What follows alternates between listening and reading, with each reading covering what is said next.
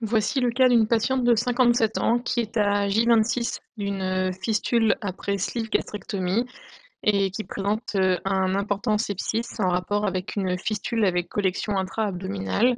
Nous allons donc réaliser le drainage et la pose d'une sonde nasogéjunale à l'aide d'un gastroscope thérapeutique Pentax médical et de prothèses double queue de cochon. Nous sommes à combien de temps de la chirurgie, Marion? On est à 3 semaines, un tout petit peu plus de 3 semaines. semaines. D'accord. Donc là, on voit bien du pu. Et les fistules après sleeve gastrectomie sont quasi toujours au même endroit, c'est-à-dire tout en haut à gauche de la ligne de suture. Donc là, effectivement, j'arrive sur la ligne Z et ma fistule, je vais la chercher ici et on voit effectivement bien un trou qui communique vers une large cavité. Voilà, une cavité purulente. Que tu vas pouvoir nettoyer du coup, hein. C'est ça On va qui est... pouvoir nettoyer avec la pompe. Déjà, ça améliorera la patiente qui a des douleurs abdominales importantes. Donc dans ta stratégie, on va en discuter, mais globalement, tu vas partir sur quoi là? Une prothèse métallique complètement couverte qui va tout recouvrir? Alors non, parce que la patiente n'est pas drainée par ailleurs, il n'y a pas de drain abdominal. Donc si on couvre la fistule, on va enquister la collection, on va avoir un abcès qui va persister. Donc là, le but, c'est vraiment de faire une cicatrisation, une fistulisation dirigée vers l'estomac. Donc on va mettre plutôt des queues de cochon. Et là, on est sur la ligne d'agrafe sur la gauche de l'image. Et on va arriver sur la cavité gastrique de sleeve. J'insuffle un petit peu. Il y a encore du pu, mais c'est le pu qui était présent initialement.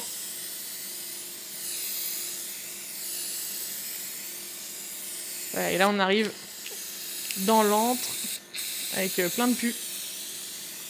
On peut éventuellement opacifier la cavité quand on a un doute sur le trajet fistuleux. Là, pour le coup, aujourd'hui, on le voit très très bien.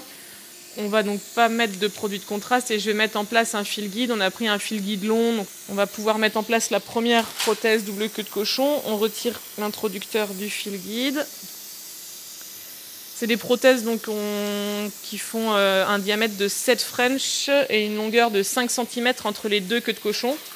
Donc Émilie fait un point fixe et moi je vais pousser tout doucement la prothèse queue de cochon. Donc on peut utiliser un peu de scopie en parallèle. On voit le premier repère radio-opaque, donc avec la partie droite qui avance, et on va voir le deuxième repère bientôt, ici. Donc je ne vais pas pousser plus, parce que ces prothèses n'étant pas sur un porteur, elles sont juste avec un pousseur, donc c'est juste un cathéter, c'est juste un petit tube qui pousse la prothèse. Donc une fois qu'on a poussé une prothèse queue de cochon, on ne peut pas la retirer. On va maintenant déployer la partie là à l'extérieur de la cavité, donc dans l'œsophage, on poussera un peu dans l'estomac. Tu montres bien le mouvement, finalement tu pousses et en même temps tu retires l'endoscope, hein, c'est ça? Exactement, c'est ça. Ce double mouvement. Pour pouvoir avoir vraiment la queue de cochon là, qui va se former à l'extérieur. Donc Émilie va simplement retirer le fil guide, voilà, ce qui va permettre à la queue de cochon de se... Vas-y, tu peux le laisser. Qui va permettre à la queue de cochon de se former et la prothèse de ne pas migrer. Et puis maintenant, on va repousser le fil guide, on va remettre dans la cavité. Vas-y, tu peux pousser le fil guide. La fistule est assez large. Hein. La fistule est large. On ne rentre pas toujours l'endoscope dedans. Hein. Là, ça nous a permis d'aller nettoyer. On sent qu'il y a eu du pu qui chassait pour sortir. Et donc, on place la deuxième queue de cochon exactement de la même manière. Première extrémité de la prothèse qui passe à l'écran. Premier repère radio-opaque distal. Et voilà, deuxième repère radio-opaque. Je ne vais pas le mettre plus dans la collection parce que ma queue de cochon doit se former dans l'œsophage ou l'estomac. Donc je retire tout doucement l'endoscope.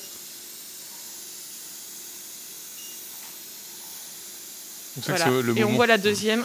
Le mouvement que tu fais est important parce que des fois on pourrait vite se faire chasser et pousser trop loin la prothèse. Donc là tu prends bien suffisamment de recul pour pas que la prothèse halle dans la collection, quoi. Voilà, donc là on a mis 2 queues de cochon. La collection va pouvoir se drainer vers le tube digestif. Et maintenant, on va donc faire la deuxième partie qui est la mise en place d'une sonde nasogéjunale, puisque le but, ça va être quand même de pouvoir réalimenter la patiente afin qu'elle ait un état nutritionnel correct et puisse cicatriser sans alimenter cette collection. Et donc voilà, on se place au niveau du 3e duodénum, là je suis, et je vais aller pousser le fil guide jusqu'à l'angle de traite. On a passé l'angle de traite, on est dans la première anse végénale, on a plein de marge. Et donc je vais retirer, là pareil, hein, c'est comme quand je mets la queue de cochon, je retire l'endoscope tout en poussant le fil guide. Tout au long de votre retrait d'endoscope, vous en profitez pour exsuffler au maximum. Et puis je contrôle sous scopie que je n'ai pas de grosses boucles dans l'estomac. Voilà, Audrey va tenir le fil guide à la bouche de la patiente et on va retirer l'endoscope. Là, on va devoir donc récupérer le fil guide dans le nez de la patiente. C'est une sonde naso-jejunale, sinon elle va sortir par la bouche. Donc il y a une petite manœuvre à faire. On retire le cale-dent. On va récupérer le fil à l'extérieur du cale-dent. Et on va utiliser ce raccord pour aller récupérer le fil au fond de la bouche en passant par le nez. Donc là, on n'a pas trop le choix que de mettre les 2 doigts au fond du pharynx. Donc voilà, j'ai le cathéter qui va du nez à la bouche de la patiente.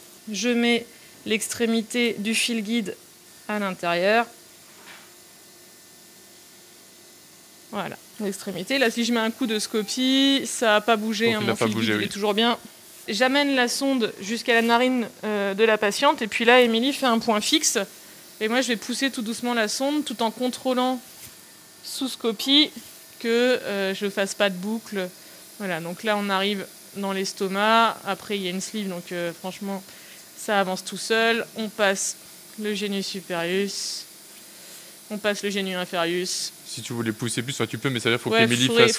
faudrait tendre un peu plus le fil, mais là, voilà, on la pousse vraiment juste au niveau du trait, on est bien là. On va garder une alimentation entérale exclusive pendant 4 à 6 semaines. On refera un scanner de réévaluation avec une opacification digestive. S'il n'y a pas de fuite extradigestive de produits de contraste, on pourra retirer la sonde nasogéjunale et réalimenter la patiente normalement par voie orale. Et nous, on retirera les prothèses double queue de cochon d'ici 3 mois environ.